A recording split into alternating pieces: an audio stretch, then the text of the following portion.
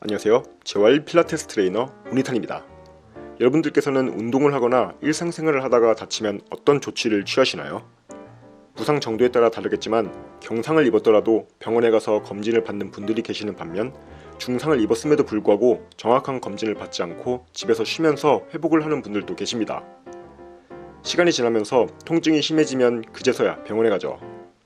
이때 완전히 회복을 하고 원래 기능을 찾을 수 있는 첫 번째 기회를 날려버리게 됩니다.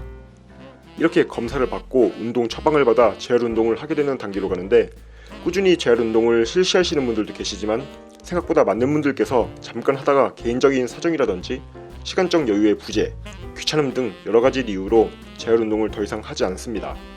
재활운동을 도중에 그만두게 하는 몇 가지 방해 요소들은 조금 이따가 다뤄보도록 하겠습니다. 아무튼 이렇게 병원에 가서 검진을 받고 재활운동을 해야 회복이 된다고 운동 처방을 받았음에도 불구하고 재활운동을 쭉 이어가지 못하고 포기하는 그 순간, 아까 날려버린 첫 번째 기회에 이어서 두 번째 기회도 날려버리게 됩니다. 재활운동은 고독한 자신과의 싸움이라고도 합니다. 당장 이 싸움을 할 시간적 여유도 없고 딱히 그렇게 노력하지도 않았는데 푹 쉬니까 괜찮아진 것 같아서 완전 회복되었다고 착각할 수 있습니다. 그렇게 짧게는 몇 달, 길게는 몇 년까지 평화로운 듯한 시간들이 흘러갑니다. 하지만 필연적으로 고통의 시간이 찾아옵니다. 예전에 다쳤던 그 부위에 통증이 만성적으로 고착되거나 그로 인한 악영향, 2차적 체형 변형으로 인하여 골반이나 척추 쪽에 통증이 오게 될 수 있습니다. 예를 들어 발목 인대가 찢어졌던 경험이 있던 사람이 나중에 무릎이나 골반 통증을 호소하는 경우가 이에 해당됩니다. 잘못된 걸음걸이, 그로 인한 근육의 불균형 등으로 인한 문제들이 평화로웠던 지난 시간 동안 이런 것들이 조금씩 축적되어 결국 이 상황까지 오게 된 것이죠. 이런 이유로 재활과 예방운동은 매우 중요하며 항상 나에게도 이런 상황이 올 수 있다는 것을 인지하고 있어야 합니다.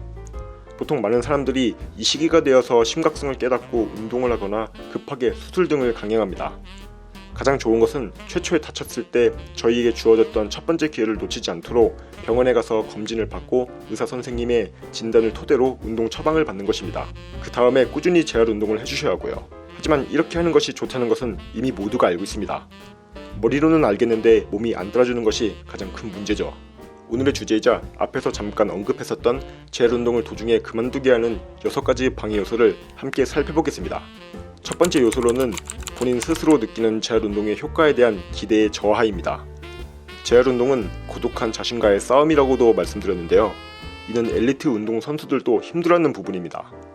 운동을 업으로 하는 사람들도 힘들다고 하는데 일반 사람들이 참고 견디기에는 더 어려울 것입니다. 두 번째로는 불안, 걱정, 의구심입니다. 괜히 더 운동을 해서 다치지는 않을까라는 심리적인 영향이 상당 부분 차지합니다. 이런 심리적인 영향 때문에 운동을 할 때 제대로 집중하여 수행하지 못하게 될 수 있고, 심한 경우에는 부상을 입을 수도 있습니다. 아예 운동을 안 해버리는 경우도 있습니다. 세 번째로는 확신의 부재입니다. 재활운동을 통한 회복이나 일반 스포츠를 통하여 얻어낸 성과가 전무하다면 운동을 함에 있어 자신감도 떨어지고 동기부여도 되지 않습니다. 돈을 지불하여 가해 수업을 받아 좋은 성적을 내본 적이 없는 사람은 가해 수업의 장점이라든지 성취감을 느낄 수 없는 것과 같습니다. 네 번째로는 운동 관련 지식과 정보의 부족입니다. 왜 이 동작을 해야 하고 어떤 원리로 재활이 되어 회복이 되는지 누군가 알려주는 사람도 없고 디테일한 플랜 없이 마냥 시키는 대로 운동을 하기 때문에 능률이 감소되게 됩니다. 다섯 번째로 동기부여와 에너지의 저하입니다. 일단 지금 하고 있는 일이 너무 급해서 재활운동에 투자할 시간이 없다든지, 지금 안 아픈데 괜찮겠지, 귀찮은데 다음에 해야지, 이렇게 생각한다든지, 아니면 원래 만성적으로 피곤하고 활력이 없어서 움직일 때 에너지가 없는 경우 재활운동에 소홀해지게 됩니다. 마지막으로 6번째로는 통증에 대한 두려움입니다. 마음 먹고 재활운동을 하는데 움직일 때마다 아프고 통증에 대한 트라우마 때문에 선뜻 트레이닝하는 것에 두렵게 느껴집니다. 그러다 보니 통증이 조금 완화되면 나중에 해야지 하면서 미루다가 아예 손을 놓게 되는 경우가 이에 해당되죠. 오늘은 재활운동을 방해하는 요소들에 대해 다뤄봤습니다. 다음 영상에서는 오늘 배웠던 내용들을 토대로 어떻게 이 방해 요소들을 제거하고 재활운동을 실시하고 재활뿐 아니라 더 나아가 전체적으로 봤을 때 건강에 대한 신체 활동의 효과에는 어떤 것들이 있는지 알아보겠습니다. 오늘 영상은 여기까지입니다. 시청해주셔서 감사합니다.